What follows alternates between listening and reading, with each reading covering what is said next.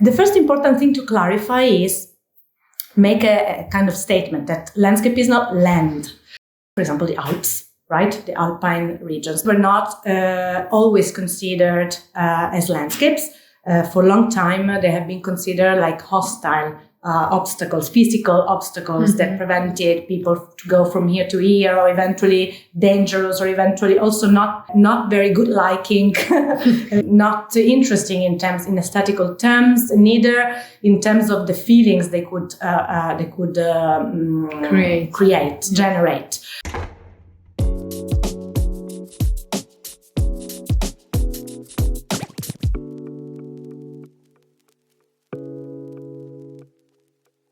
Hello, dear listeners of podcasts Rookturis. Today we are going to understand what really is landscape. What do we think when we speak about landscape?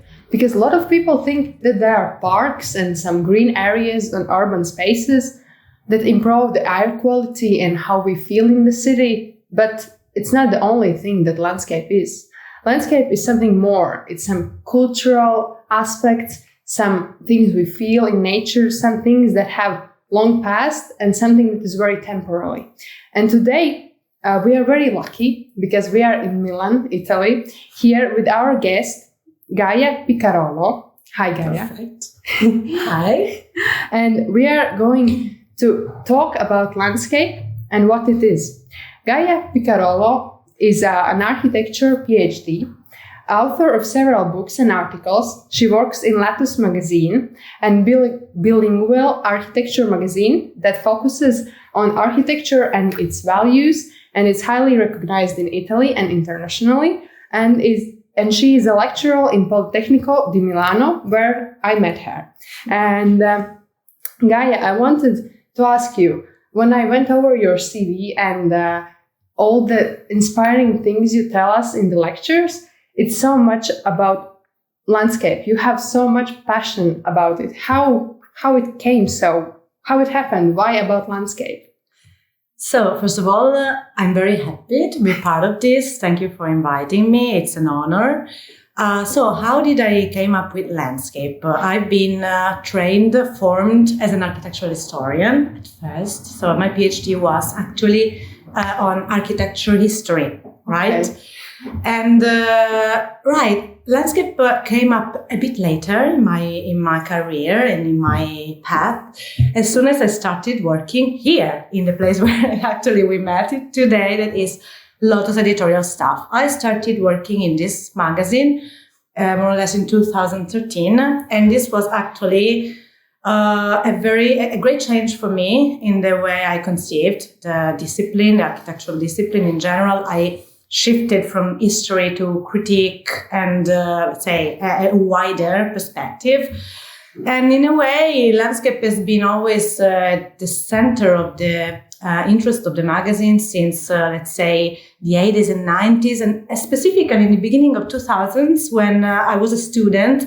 I felt like Lotus was really starting a discussion on landscape as a new way of looking architecture, something more wider, a kind of, to use the Rosalind Krauss words, an expanded field of architecture. So a landscape could be a sensibility, could be a certain way to look at the world around us, could be a certain way to transform it, could be a gaze, could be a cultural construct. I remember this issue that I have here, 114, an issue that is called Deserts.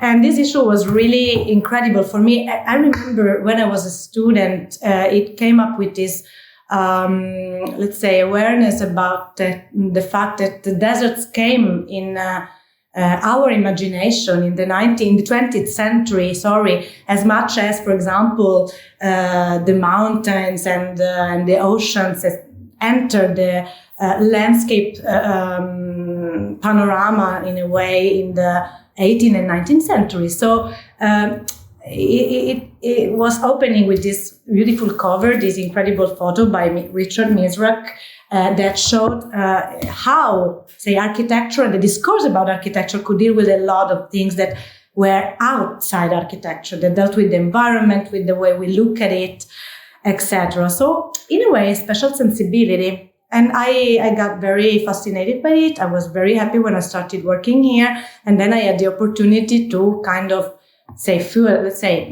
communicate these topics to the students. And that also animated my passion. Okay, I understand. I see that it's because it's so wide, the topic, and you can't really ever go like until all the depths because it's so deep and so wide. Yes. But what should we understand as landscape? Because you say desert, you say something more than building structures. But what is landscape? How can we describe it? Okay, so that's a very complex question, but I'm happy that you asked because, the definition of landscape has been always very tricky. It's something that has been, many efforts have been done toward an attempt to define landscape. And the reason is that landscape is always ambiguous. It's twofold. It's something that is not a unique entity, but it's always made by a relation. It's always the product of a relation. I will try to maybe sum up a bit. And in order to make this, I would use the theories that have been developing by a group of theoreticians, especially in France in the 90s. There has been this great effort of definition of the essence of landscape and of the discipline of landscape in France. And then we will go into some more contemporary reflection. But first of all, Alain Roget. Alain Roget and Agustin Berg are the two of these important theoreticians that have been doing these efforts in defining and clarifying a bit this ambiguous nature of landscape. The first important thing to clarify is make a kind of statement that landscape is not land. The land, maybe it's clear to all, but for me it's very important to start from here because land is the land that can be measured. It's something that deals with, the territory, the land of geographers, topographers, biologists, ecologists, something that relates to quantitative things. While you never can be able in any way to measure landscape. Landscape always deal with a relation. French theoreticians have talked about a relation paysagère, a kind of landscape relationship. That is actually the condition of existence of landscape itself. How can we clarify a bit? By introducing another distinction that Alain Roget proposes, that is between the landscape in viso and the landscape in situ. So the landscape in viso would be all the kind of conceptual, visual, written representation and conceptual constructs that we use to interpret landscape, to enter into this relationship with landscapes, to, in a way, enjoy landscape and to perceive them. When we perceive landscape, this perception is always mediated by cultural constructs that are codified in the gaze. So in vision, in painting, in arts, etc. And this would be this famous artialization that Roger talks about. So this process through which art comes to impregnate our gaze and codify our modes of vision. So in this sense, landscape would be coinciding with gaze. The history of landscape would coincide with the history of gaze. So landscape is the way we see things. In situ would be the real transformations on the land. So the way in which we intervene, we transform, we actually dig into landscape and eventually, transform it. That is always shaped and mediated by cultural constructs. So in this sense, we may say, and this is another, another thing that Alain Roget and Agustin Berg always insist upon, that landscape does not exist as such, because landscape is something that stems out of an awareness of this relation of enjoyment and perceptive quality with the environment. So there can be an environment, there can be a landscape, but the landscape is always this kind of cultural construct. So the landscape is different for us, it's different for people living in other places, it's different for us now. It has been different in the history, across history, it has always been changing a lot and modifying, the way in which we define our relation to nature. So another thing that these two things, in viso and in situ, are always in relationship one with the other, because the way we see things is also, as I said before, is also influencing a lot the way we kind of transform things. So even the project, even design, even landscape design is imbued with cultural codes. And so that's why also in my lectures, I'm very much careful that this concept is fully grasped in order to make all people aware that when we act as designers, we are always bringing with us a certain perspective that is not, say, an overall perspective. It's our own. It's our personal, very specific, historical-based perspective. And Okay, so we take with us what we have always understood, that is landscape, but like in history, when people really understood that, like, for example, mountains is something beautiful, or sea is something pleasurable, what happened, how it changed, that people from something far away and not in their daily lives, they understood that we want landscape in our lives. And because I see that in lately, like 100 years of history, that landscape architecture has become a thing. There are people who do this, who work for this. And what changed it? Why we didn't maybe understand it so much before? And what changed the way? Okay, but so you mean in history, when exactly landscape has come into, say, the history of ideas, or you mean how landscape has been having a more important role in our lives in the recent years?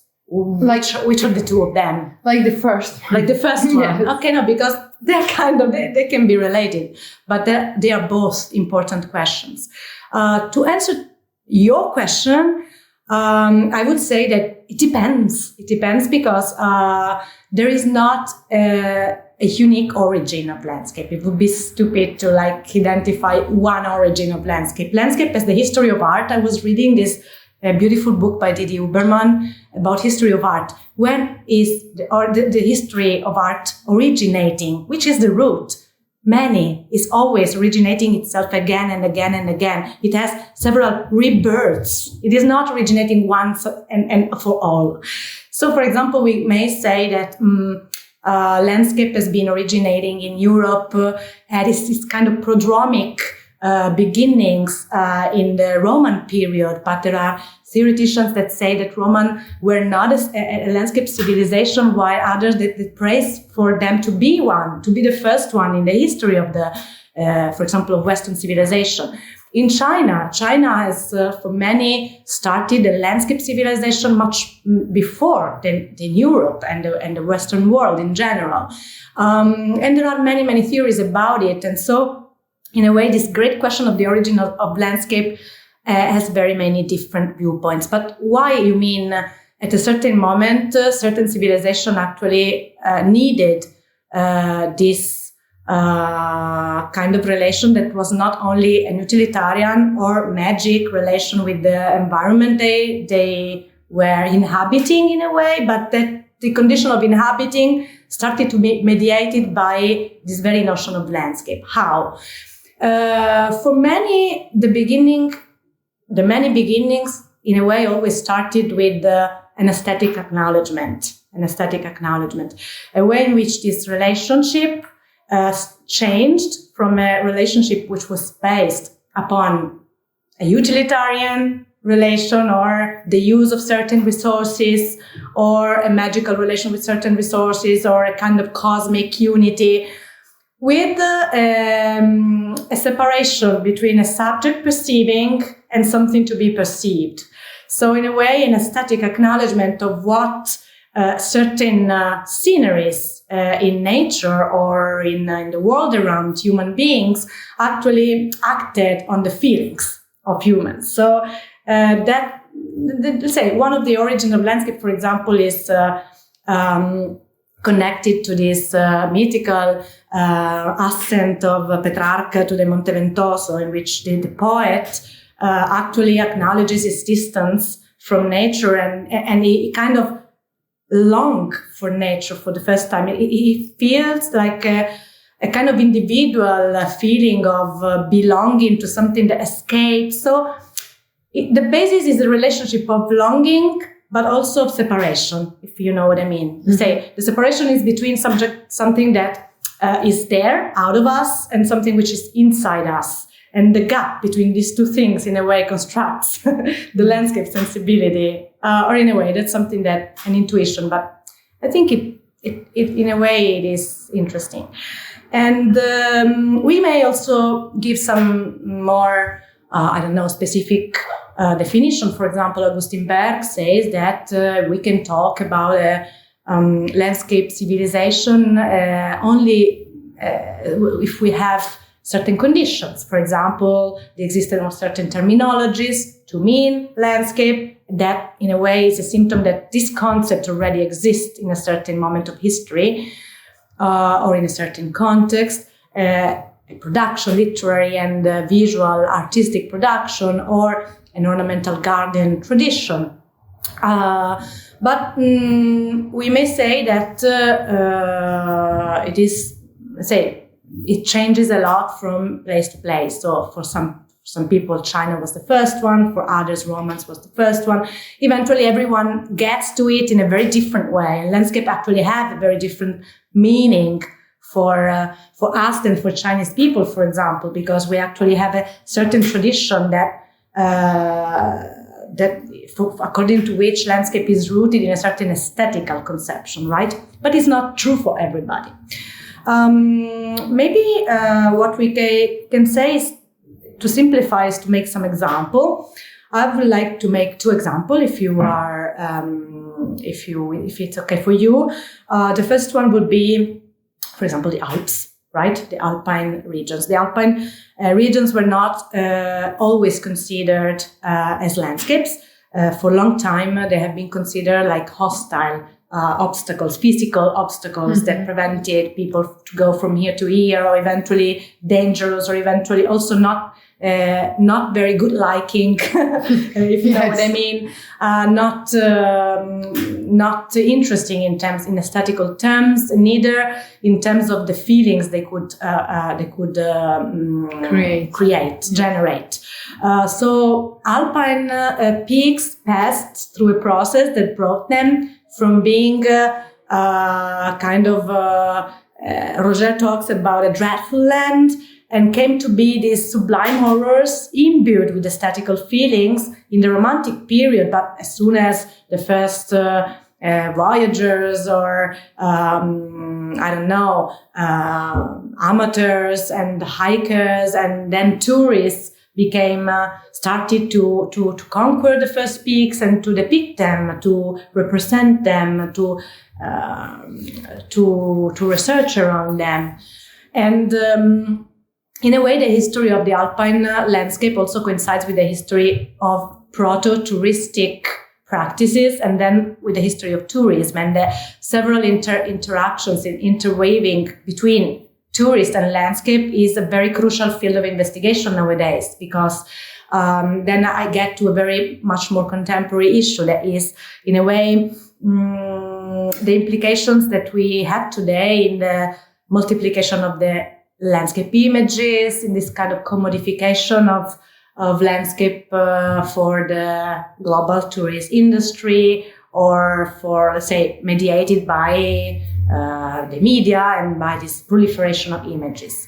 So somebody talks about this omni-landscape that deals with this kind of overproduction of landscape images. And this is something from which that I wanted just to mention. The other example would be the one of Mont Saint-Victoire, that is very famous. Mont Saint-Victoire in Aix-en-Provence is these famous mountains that Cézanne, as you may know, portrayed many, many times during his life, trying to kind of catch the deep essence of the shape of the mountain. And for Roger, for example, the mountain we see mediated by the gaze of Cézanne is not the same thing that we see if we were the peasants inhabiting the region around Aix-en-Provence, which see only their place of living, their place of belonging, the place that in which they have the resources for living. And this gives me the possibility to introduce another perspective. That is the perspective, for example, the so-called dual link perspective. I will start by saying that an important art and architectural historian based in Switzerland that is called André Corbeau in 1983 wrote a text, a very important text called Territory as Palimpsest, in which he attributes this to the territory, to this palimpsest, this idea of a stratification of the landscape, this both dual nature of object and subject. Say, landscape would not be only an object. It is, of course, an artifact, but it's also a subject because it's a kind of living matter, living substratum, something in which this relationship that have been shaping the landscape for centuries, for generation on generation, are leaving their traces, are depositing their traces. And this is a suggestion that has been grasped by anthropologists. And anthropologists in recent decades have been actually introducing this less culturalist perspective on landscape and more ontologic perspective on landscape that is, let's say, in a way, have a kind of emphasis on this dueling, on this narrative dimension of landscape, this social life of landscape. Landscape is something that actually deals with the life of the inhabitants, with the taskscape, as he calls it, as Ingold calls them, and with what people actually, the way in which people inhabiting, and not only people, also other living species, shape the landscape by inhabiting them, right? So it is like to say that landscape is not only the one that Cézanne is seeing, and we see through Cézanne, so the actualization, the culturalist perspective that Roger puts an emphasis upon, but to put an emphasis on the other side, on the side of the peasants who actually live there, who actually shape this territory, who actually feel to belong to it, and whose landscape, in which the landscape is a subject that also feel to belong to these communities in a way. So there is this, it is not anymore about an object plus a subject makes the landscape, right? So the subject is us and the object is the territory, makes the landscape, but would be subject plus subject makes this relation. Yes.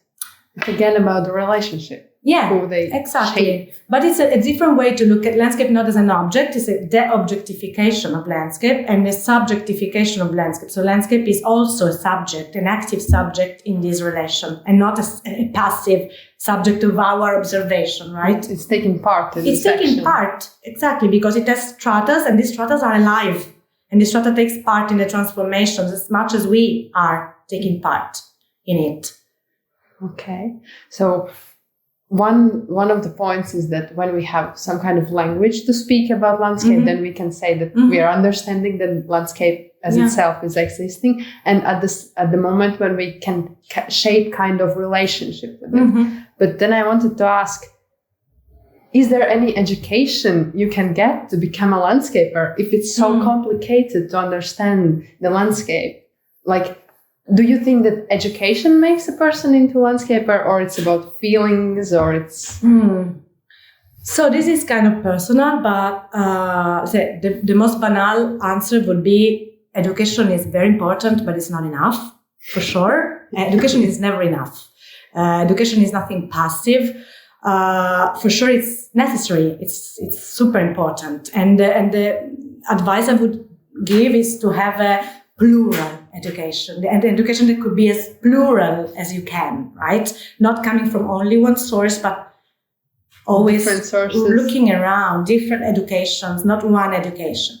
Eventually, education can give you what? Can give you an awareness of cultural perspective, right? Roots, cultural awareness, historical developments. Can give you updated visions on the disciplines, updated practices, examples of updated practices. Can give you a kind of view about the more important issues that are at stake nowadays. So you are working in a moment, it's a special moment, it's a passage, I would say you are living in an epochal moment in which many things are being questioned, many certainties are being questioned, and we are deeply immersed into this kind of epistemological huge transformation. Natural culture cannot be a positive anymore. We are in the middle of this attempt to gap things that have been kind of separate for a long time, and there have been attempts from many places, anthropology. For example, like feminist philosopher like Donna Haraway has been coined the term natural culture altogether. It means that doesn't mean anything to separate nature and culture any longer. But eventually, about education, I feel that education can give you some path, but there has been a kind of allentamento, come si potrebbe dire. It is not so direct, it is not so linear, the path that you can be brought by your education. Say, there are many paths, and you can do whatever you like after you had an education in architectural design. So it's not even granted that you are going to be an architectural designer or a landscape architect. So maybe I think every one of us should find in herself, the reason why, the passion, the thing in which we can make a difference. And there is not a linear path that we eventually got to become what we wish to become. Okay, so I don't know if I answered your question. It's kind of generic, but maybe you can. I think that yes. I think that what you are saying is that the education can help you to see wider and open your eyes, but still you need to find your own why and your own reason and what really is interesting for yourself, and only what you care, then you can become a good in some specific part of architecture, like landscape. Also because to be landscape architects can mean very many things, right, nowadays. So it's not we are not in the moment in which Olmsted was kind of codifying the discipline. The discipline exists, but is striving with others, but there's also a kind of cross-disciplinary erosion of the discipline. So you may be a good landscape architect if you deal with ecology or if you deal with the participative practices, because actually we are kind of saying that landscape can be many things, and it deals maybe with the kind of attitude, an attitude of care, an attitude of listening to what exists. So you may be a landscape architect in many ways. It can take many shapes. Yes, it doesn't help, to be honest, as a student, to understand that there are so many options and so many paths. But at the same time, it helps because you understand that you can feel free in the field and just feel where you are wanting to go. Yes, that's the problem. Maybe you can invent what the discipline will be further on, because many things, the most interesting things comes at times not from the kind of consolidated disciplinary experiences, but from below, from practices that are kind of shaped from below, from the bottom up, things that happen because somebody feels to be involved in a certain places and with certain communities. The profession needs to be invented and reshaped quite a lot.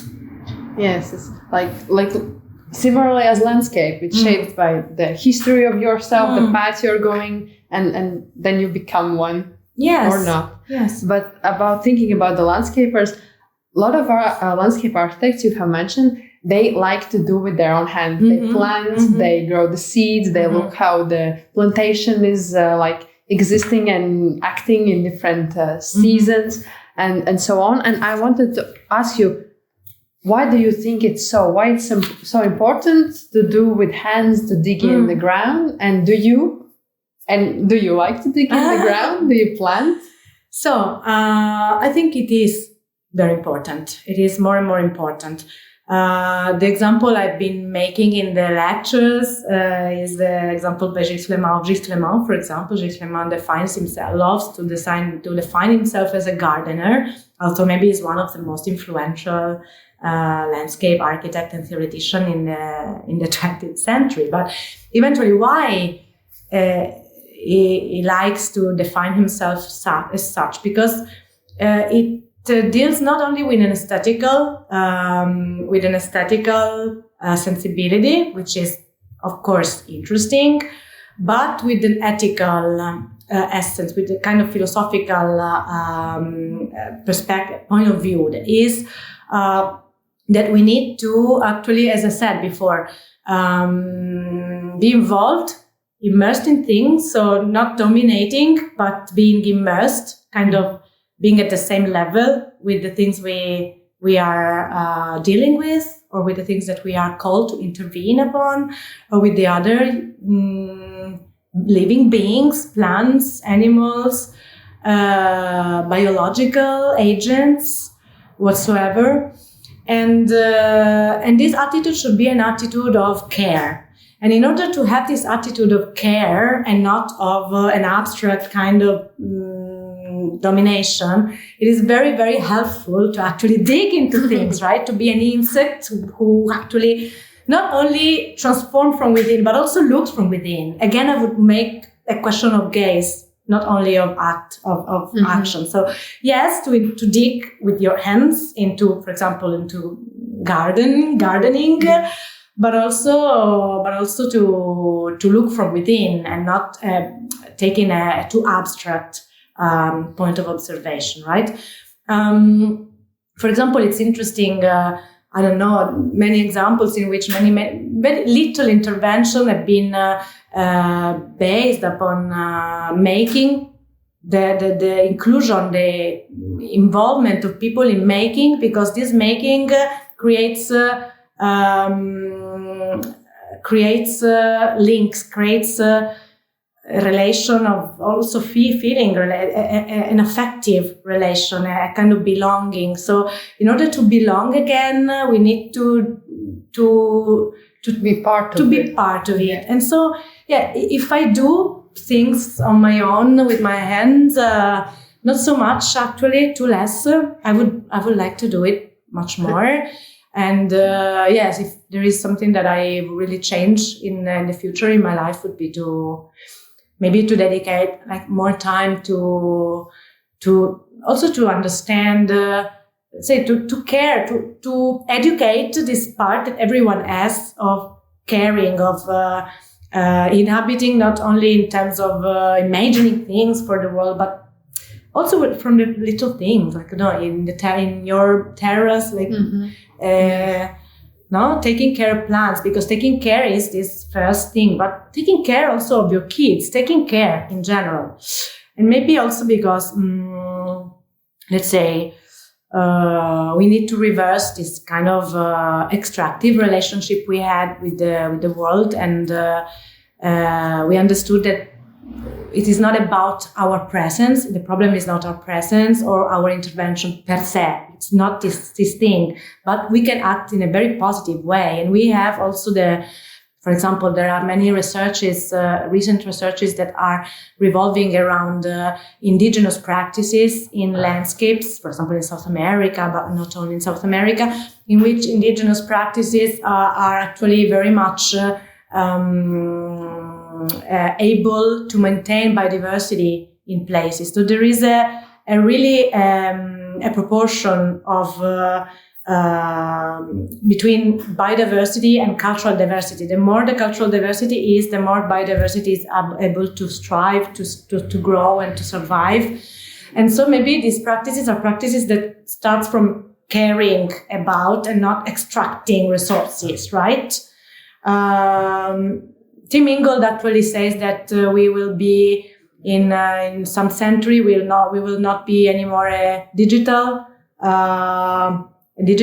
kind of society, but we will go back to analogical means. We'll go back to gardening because it's the only possible vision for the future, or it's the only sustainable future. So there are actually scholars, very influential scholars, that are praising that making would be the only future, the only way to be out of the crisis. But I think I totally agree on this with you, because when we understand that we can take care of something and we can be the ones who make it better, not worse, then because then we like persons, we become more happy, more joyful, because we are doing something good for somebody else who is not ourselves. Yes. And that's crucial. Say the benefits, in psychological benefits, are incredible, and that's something that also has an effect, a reflection on the way in which our environment would be able to meet our needs, because our needs are not only, of course, functional needs. We know it. We have criticized modernism a lot for this kind of schematic perception about function and about productiveness, right? So the more we find a kind of psychological, emotional benefit from the relationship with things, with nature, for example, the more we will shape environments that are maybe, responding our needs much more than the ones that we have today, that we have created today. Say why the cities are actually maybe unsatisfying, but they have a great potential because nature is in the cities. Nature exists in the city, many, many shapes. It's only about finding them. It's only about nurturing them, cultivating them. Yes. Sorry. Okay. So, but you hope and see that nature is in the city. But I'm thinking that in some kind of way, the way we live is more fast and fast. It's becoming faster and faster. And is the landscape becoming faster? Because there are a lot of works about how temporary is landscape. It can disappear in a moment. There are drawings in the sand that is landscape and then are gone because water comes and ruins them. But is landscape becoming faster because we live faster as people? I don't know how to explain this thought, but don't you have feeling that we are rushing so much that the nature around us is rushing as well? Yeah, for sure. Let's say this is a post-capitalistic or eventually neoliberalist model that shapes our societies, that shapes our ways of relation, our way to be together, and also maybe our way to act on our environments. But I wouldn't say that temporaneity or this kind of potential to disappear is part of this. I don't see it as a threat. I see maybe the absence of time as a threat, but not the end of an obsession with eternity or with duration. Landscape is about transformation, so it usually always entails its disappearance, if you know what I mean. In philosophical terms, there is no landscape without disappearance of itself. Say it's always regenerating itself, and life is about disappearing and recreating.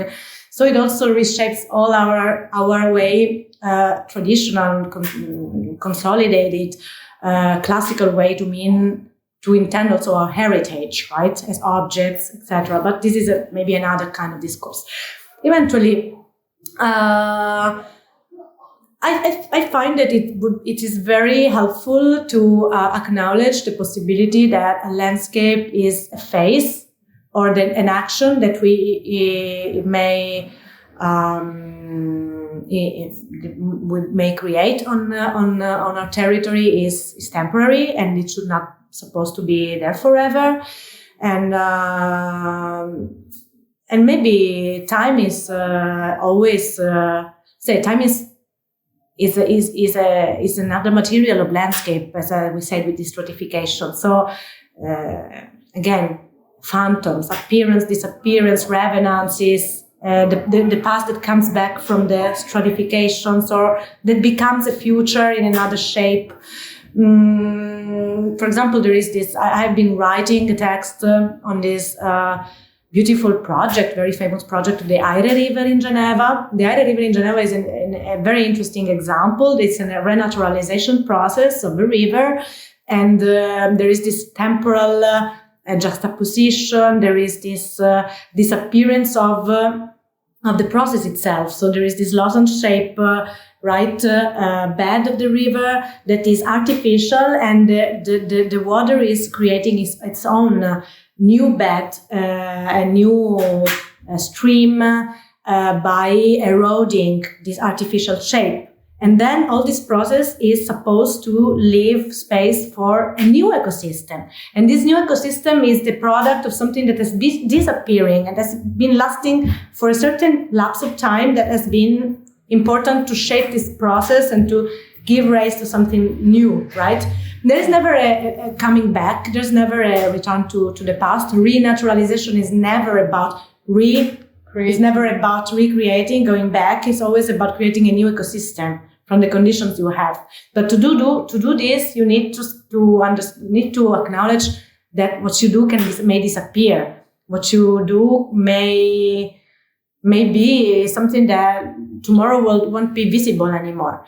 And about the fastness. Yes, there is a problem. There is a problem that everything should be very fast. Everything go very fast, but landscape is reversing this thing. Think about the important projects. I don't know. Slowing down us. Slowing down this. Think about the big projects at stake nowadays are projects that entails processes of 50 years. It's not rapid. It's not fast. It's anything fast.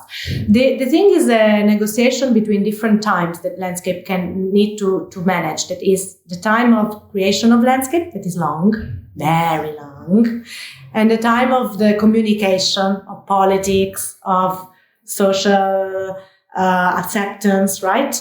That is short.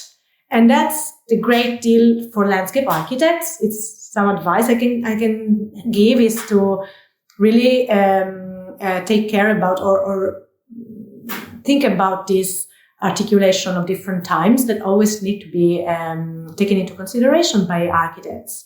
You need to have processes that can have visible results, but you need also to think in the on a longer period, in order to understand what you are starting now. The processes that you are kind of activating, this activation, what would be producing after a long time? Which would be the impact after decades?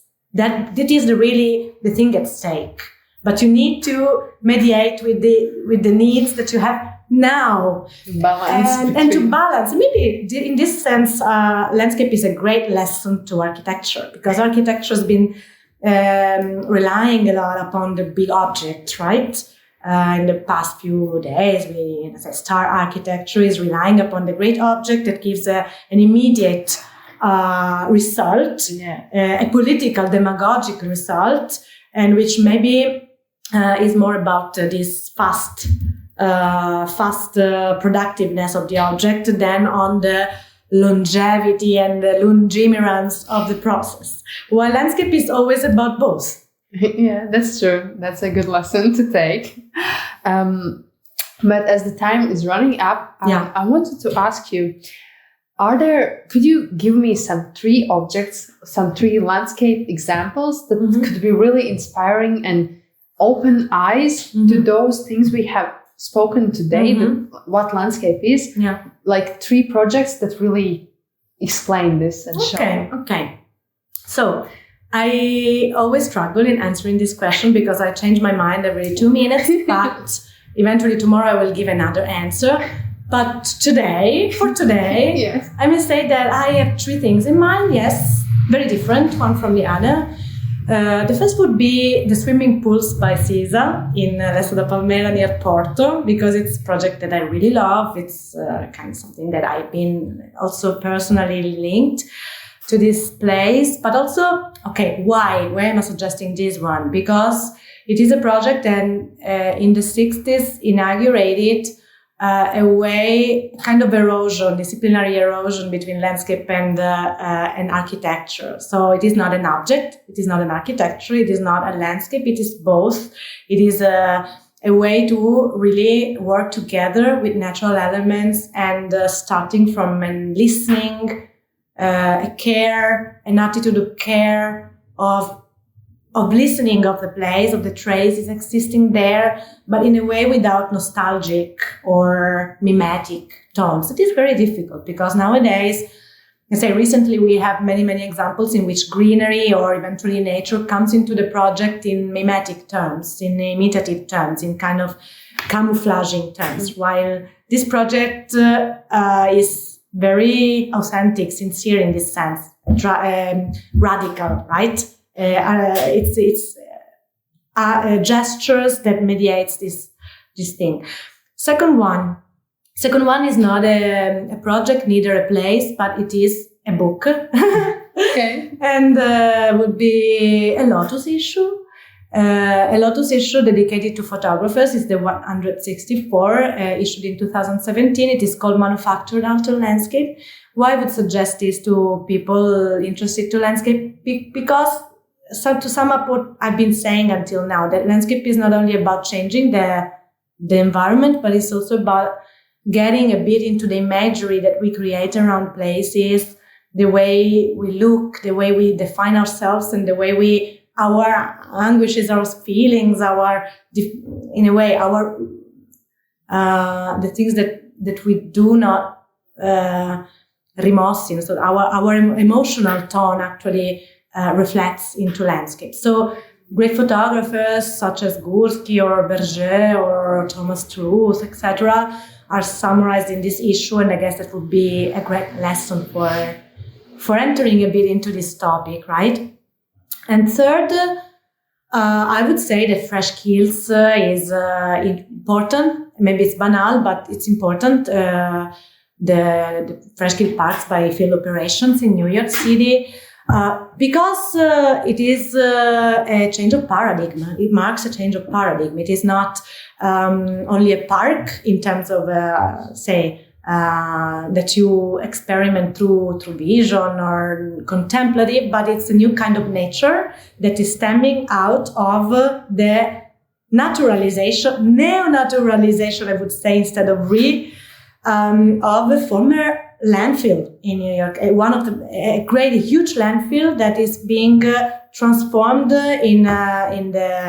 across decades in a long-term process into a new ecosystem that is something that have been not existing before. It's not a coming back to the past, but it's something new. It's a new form of public space. It's a new form of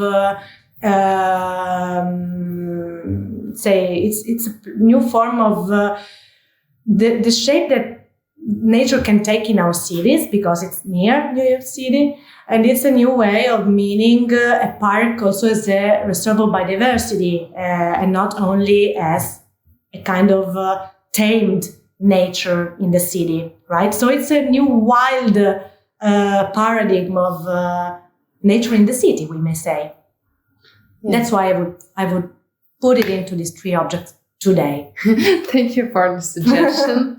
I would like to sum up this. That we have understood that landscape is something that can teach us to slow down, to look and to understand that it will never be the same. So you kind of need to catch the moment, need to feel it, but let it go as well. And if we want to become people who create the landscapes, we shouldn't forget it, because landscape is created not only by some greenery, but it's created by how we feel about the place, what is the history, and what could be the future, and how it impacts people surrounding. And we always ask this question to every of our guests, and it's a really hard question, but what is architecture? So, like that. What is architecture? Yes. Okay. I don't think that a single definition may exist, because I'm an historian and I wouldn't go into this. But I would say what I would like for me to be. For me, I would like architecture to be the way we shape our way to be together in the very surface of the earth. let's say, in the ground, right? In the stratification of the ground, the way in which we really, our contribution to this stratification of the ground, and a contribution that may go into a direction of being together. That is not easy, is not for granted, is always conflictual, but that may be helped by certain configuration and spatial configurations of the surface. So it's not only about the object, but it's about this kind of organizational structure that is the ground that bring together the objects one with the other and brings together us one with the other, not only among us, but also with other species in the world. So the organizational strata of all relations that constitute life. This would be architecture. Very great explanation. Thank you very much, Gaia, for joining us. And I really wish you have time and a garden in a while, so you can do with your hands. And thank you for the knowledge you shared. I'm very thankful. Thank you all for listening. Goodbye. Thank you. You were listening to the podcast Rokturs. You can find more about our new episodes in our Instagram, podcast.rokturs. This podcast is made by Alise Grebeņuka, Elizabete Dreimane, Artūrs Dāvids Bieziņš, Marija Ozola, Dominiks Cipkins and Toms Martins Šaķis. Thank you for listening.